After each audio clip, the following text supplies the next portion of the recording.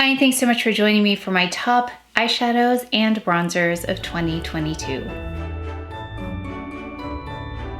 In December, I do a roundup of my top favorites of each category, and I thought we'd put two together this time, so we'll have fewer videos, but they'll probably be longer. Today we'll be doing eyeshadows and blushes, and then at the end of December, I'll be doing my favorites of each category. So I'll just pick one, hopefully just one in each category. But let's start with eyeshadows because we have two categories in eyeshadows.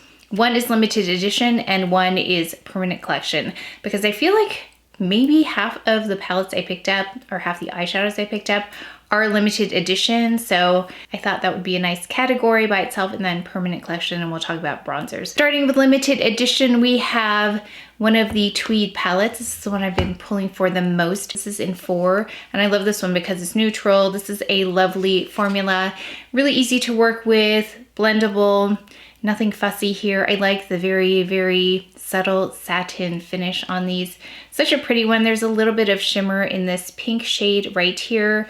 What I love is that this pulls slightly cooler. So you've got these cooler tones in these taupier shades here, a lovely deep brown color. So you have everything you need here for base, a crease, and then this deeper shade.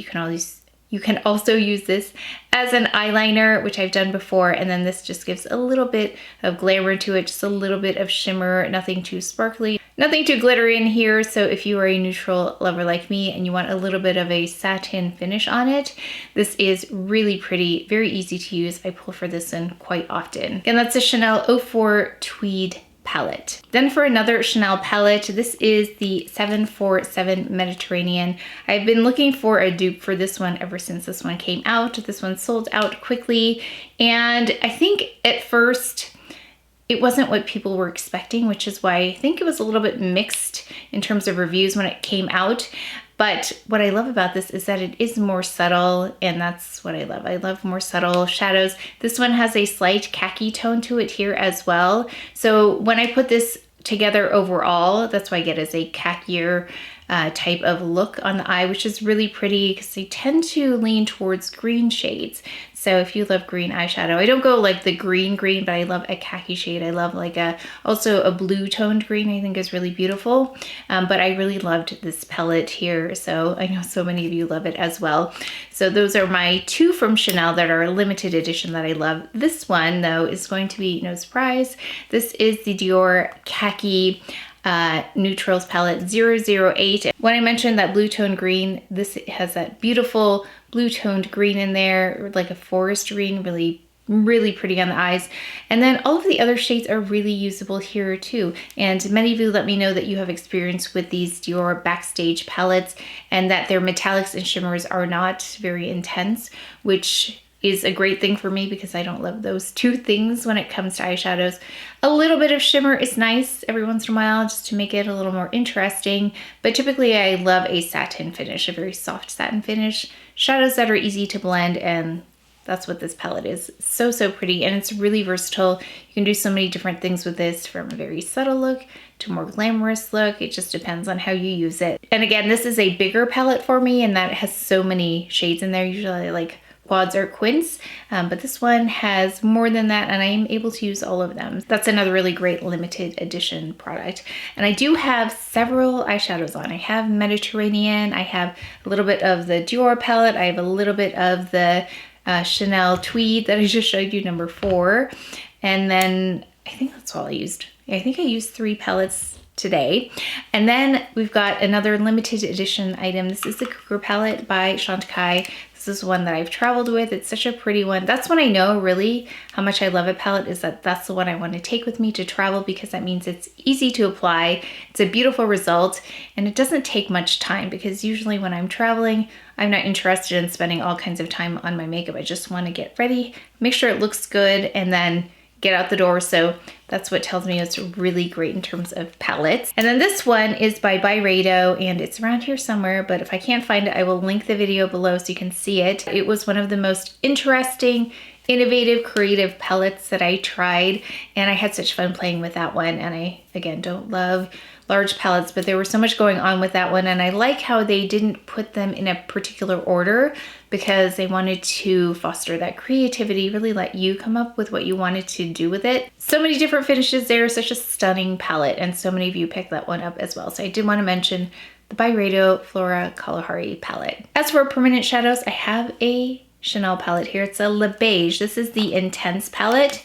And I love this one because it kind of reminds me of Mediterranean. It's got that khaki feel to it. Again, you can see what I gravitate towards, more khaki shades, green tones, a little bit cooler as well. Now there is some peachiness in here, but I like to anchor it with some of those khaki tones in there.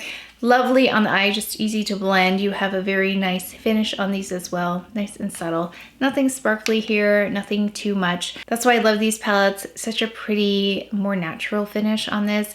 And this is very wearable as well. And you can either dial this one up or down depending on how you use these tones in here. If there's something that you wanted that's close to the Mediterranean, but you can get your hands on it, this one reminds me a lot of it. And then we have a Tom Ford palette. This is one of the new ones, not new right now, but one of the newer formulas in the creme formula. This is 35 Rose Topaz. And I didn't have a chance to pick up the newer ones, but I would really love to at some point.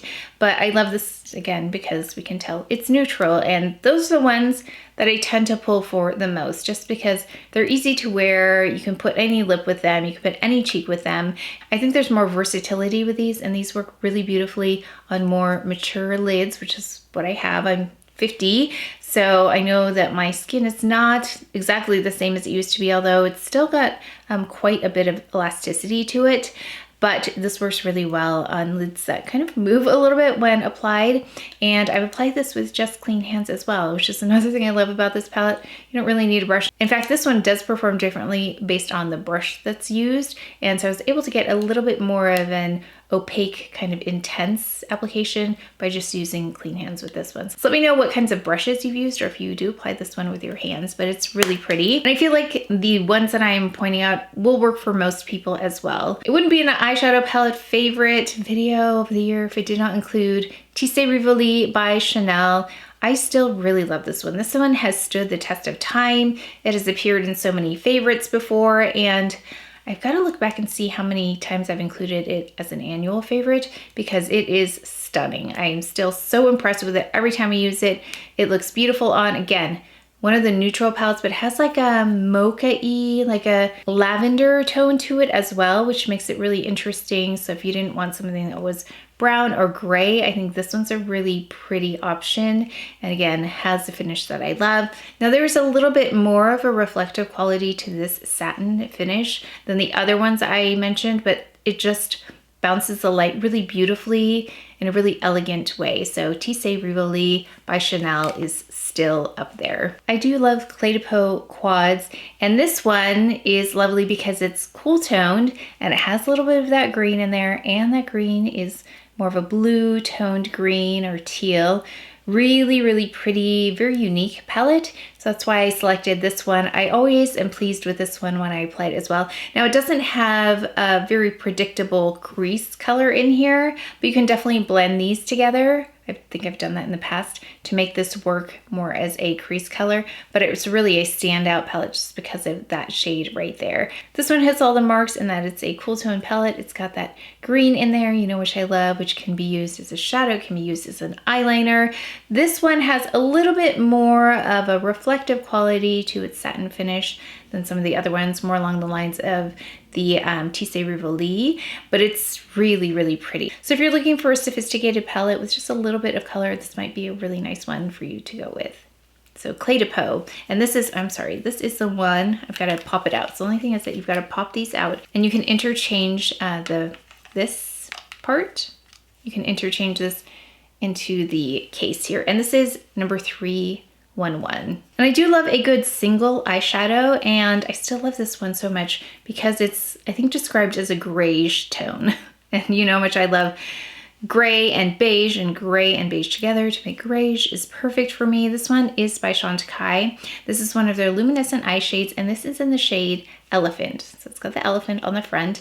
And you can see why I love this because, again, cool toned, neutral. It's pretty predictable what I like. Out of all the palettes and eyeshadows I've talked about, I think they all pretty much fall into a similar category in that they are more cool toned, so Pinks don't really work well on me, and peaches are nice to a certain degree, but I do prefer cooler shades. I just think they work better with my coloring, with my skin tone. You can apply this one wet or dry, so what I also love about this is you can apply this with your clean hand, so it makes for great travel. So if you just want to bring one small eyeshadow product, you can take this, you can use it as an eyeliner if you want. You can use your clean hands, just apply it dry or add a little bit of water for an evening look and you are done. So this one doesn't require, although you can use brushes with this as well, it doesn't require a brush if you want to do just something really quick. That's another little trick I love to travel, is to take items that look like I've spent a lot of time on my makeup when really it didn't take very long at all.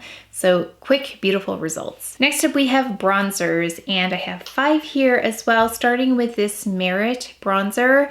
And I love this one because it's more translucent, very natural looking. I love this for everyday, very no fuss kind of makeup. This is also great to travel with because it's in this stick form, and it's a really quick, just swipe, swipe, swipe it on, and then you take the brush and buff it in and you're done. And this is a lovely shade as well. This is in this shade, in the shade Seine.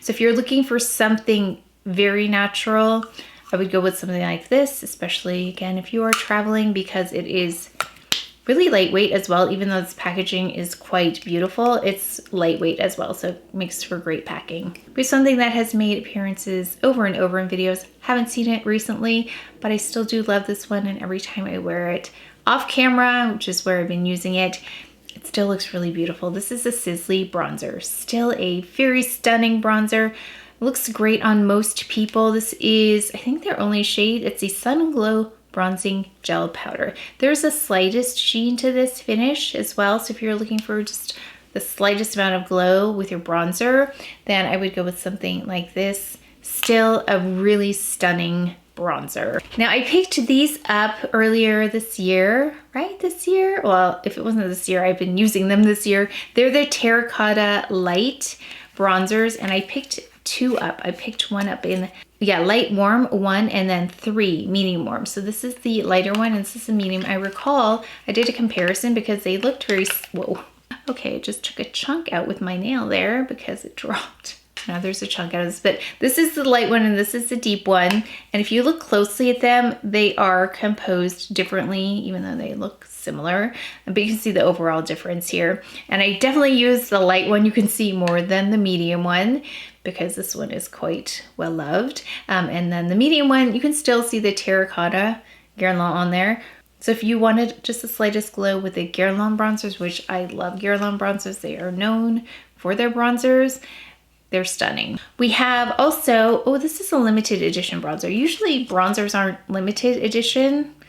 Are they? I don't think so. They usually introduce them and they stay as permanent items, but this one is the Luggage Oversize Healthy Glow, this giant bronzer from Chanel. And you can see I've used it quite a bit here. This is in Sun Kissed Medium. I love this one, especially for those days when I have a lot of SPF on, where I'm using the Even Up product, where it's quite heavy duty. It can look mask-like. So I'll go in with this because I don't want to put anything too creamy on top of that. So I just want a powder, and that's actually serves as my makeup for the day. I will just put a little concealer and then powder and then bronze. So I'll bronze with this powder bronzer and it's lovely. This has been such a nice addition to the Chanel line this year in terms of having a powder bronzer, because as I recall, they didn't really have anything that filled this need before, so it's a really pretty one if you wanted it.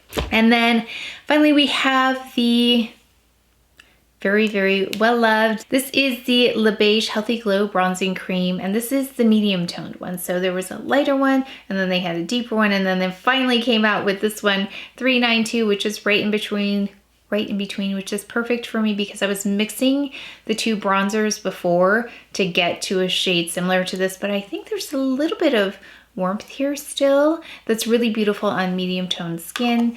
And actually I have this one on as a base, and then I put on one of the Guerlain bronzers as well. That's what I use for my bronzer, but this is another easy to use, always looks beautiful product. If you haven't tried this yet, it would be one of my top recommendations from Chanel if you have not started with their makeup. this would be one of the first things that I would say to try because it's different than so many other products that are out there. But it looks very natural, melts into the skin, just gives a lovely, lovely, healthy kind of overall finish to the skin. And that is it for my top eyeshadows and bronzers of the year. And again, at the end of the month, I'll be presenting my top makeup items and skincare items in a different video of 2022. So you'll get to see one in each category. So I'm gonna have to look at everything I've compiled here, pick one eyeshadow, pick one bronzer. So look for this series because I'll be talking about lipsticks, powders, blushes. I think that's it. But let me know what you have been loving in the year of 2022, your top 3, your top 5, or even if you have one top product that you already know that you use the most, that you looked forward to using the most. I would love to know. Please leave that in the comments section below. But that is it for today's video, so please take care of each other, stay well. If you enjoyed this video, if you learned something, please give it a thumbs up, subscribe, and I will see you next time. Okay, so if you're still here, that means you probably are interested in what I'm wearing, and I'm just gonna start doing this if I can remember to tell you what I have on my face. So I started off with the Sublimage L'Essence de Teint by Chanel, the foundation. I went in with my CdP Concealer here. I went underneath with the SISLEY Under Eye Concealer, La Prairie Under Eye Concealer. I used on my eyebrows the Chanel Duo. I used the DIOR Onset Brow Gel. I also used my Chantecaille powder, the what is it called? One of the Perfect Blur powder. For bronzer, I used the Chanel 392 Cream Bronzer, followed by the Terracotta GUERLAIN, actually in both, in the light and the medium, 1 and 3. And then for blush, it's the Victoria Beckham Stick Blush in Major with Gucci No. 4, as well as Valentino No. 9. On the lips, I have here the lip liner in Natural by Chantecaille with Lively Rosewood, the Chanel No. 1. It's like a cheek and lip product. I just patted that on, and I went in with a product by Tower 28. Yeah, this one. Tower 28 in Coconut. I went in with this right in the center. And did I say it was, I first lined though with Chantecaille's Natural. So that's what I have on my lips here. Oh yeah, I also went in with an eyeliner, Forest by Chantecaille, which is a beautiful bluish green color, really lovely. So I went in the waterline with that and went a little bit below as well. And I also have Tower 28 mascara on. And I'll make sure to leave everything in the description box below.